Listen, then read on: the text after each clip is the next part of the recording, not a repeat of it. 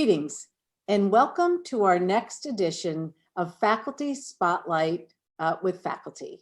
So I am very pleased to have with me today Dr. Joshua Weiss, Program Director for our Masters of Science in Leadership and Negotiation. Josh is also a Senior Fellow at the Harvard Negotiation Project, and in addition is the founder of Negotiation Works, a consulting firm for Fortune 500 companies. Another client is the United Nations and the US government. So welcome. How are you, Joshua?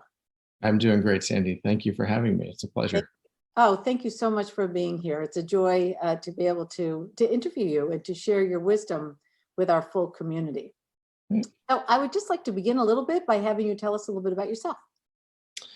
Sure. Well, I've been with Bay Path for about 8 years now after creating the master's degree program. And before that, I've been working at a place called the Program on Negotiation for about 25 years, which is really a negotiation think tank. I got involved in the world of dealing with conflict, leadership, and negotiation a long time ago. And it was not a linear path. It was actually quite a windy road, but I think that's sort of more actually par for the course than I think most people imagine. And so very lucky there. I'm married with 3 kids, 3 beautiful daughters, and they keep me very busy, that's for sure.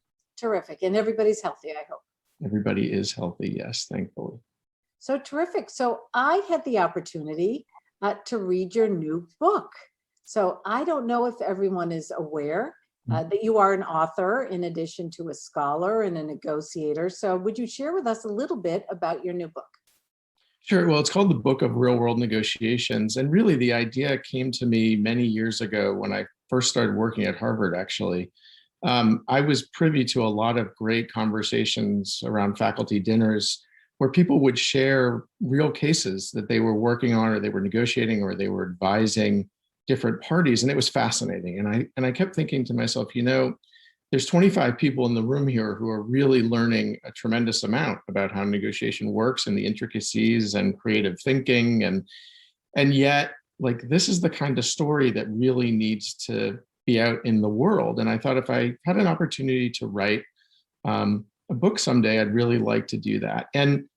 And so that's where the idea came from. And so it's a book of 25 cases, and the cases actually span, domestic business cases, international cases, but also hostage negotiation cases, human rights negotiations. And part of the reason why I did that was a fortuitous thing where folks shared cases with me that spanned that, but also because I really wanted to show people that negotiation is ubiquitous. And when you begin to see the world as a negotiation, you can see so many different varied situations, but you can also see threads and themes throughout those cases that are very disparate, but actually seem to have a lot in common and a lot of things that the average person can learn from. So I had a great time putting it together, and I've gotten some really good feedback because there's not that many books out there that are real world negotiations. They're kind of hard to find and hard to get people to share. So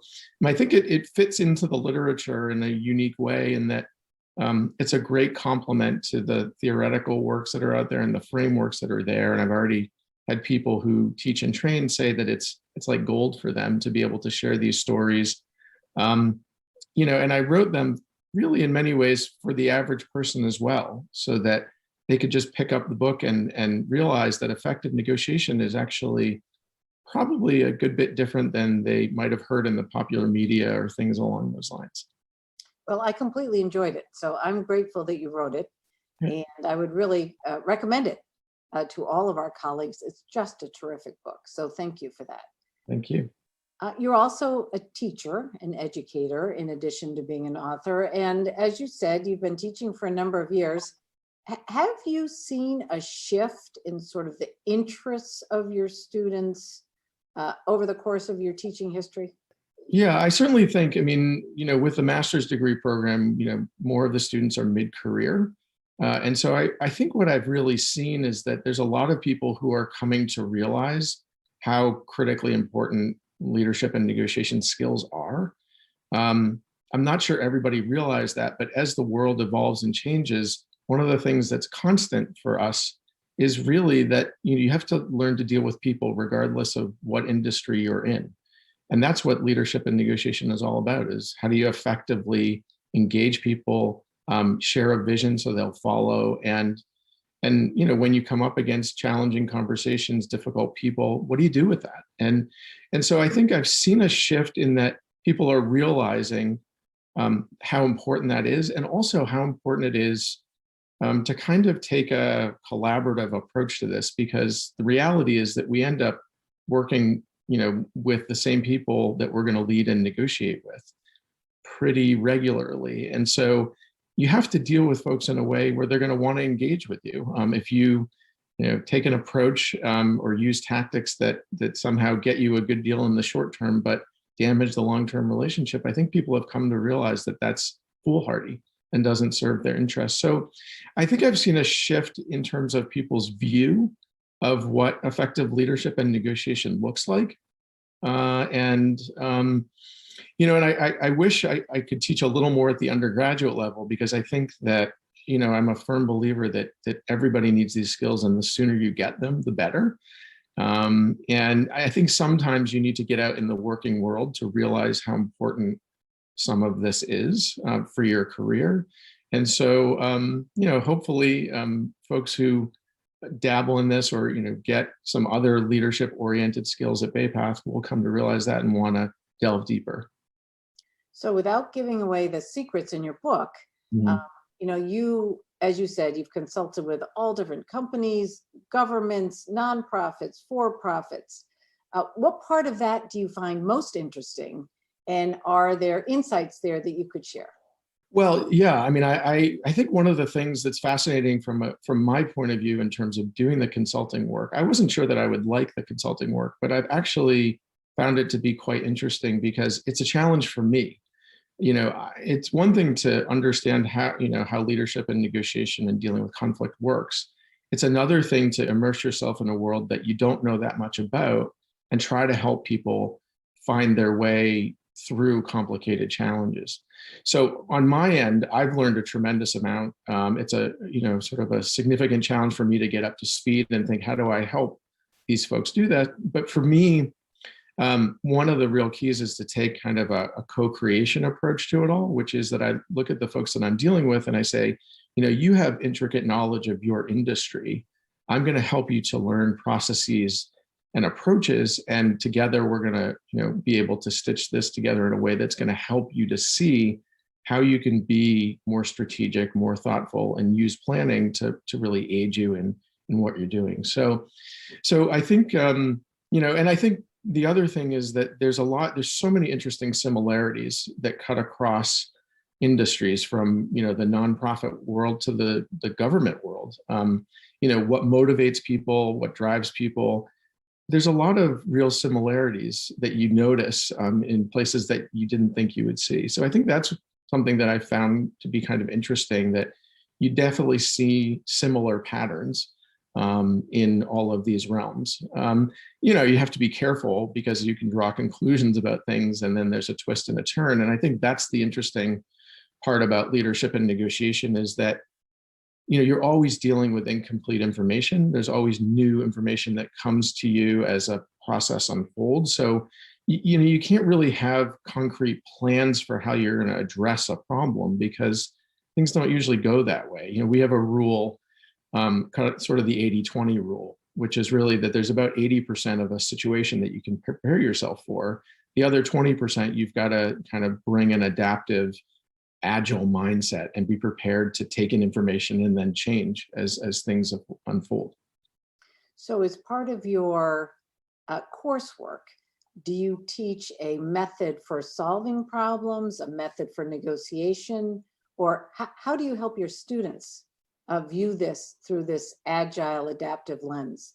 Right. Well, so, it's interesting when we start, and I'm actually just finishing up one of the classes where we, after we've taken the students through the introduction to negotiation and introduction to leadership courses, the third course is an advanced course. And actually the entire course is all about learning to be adaptive and agile. And in fact, one of the books we use, the author talks about learning the skills of improv in order to be an effective negotiator. So we start with frameworks and sort of static notions. And then when we get to that third class, we say to them, okay, so you have a good foundation, but now what you need to do is you need to learn to think in an adaptive and flexible way.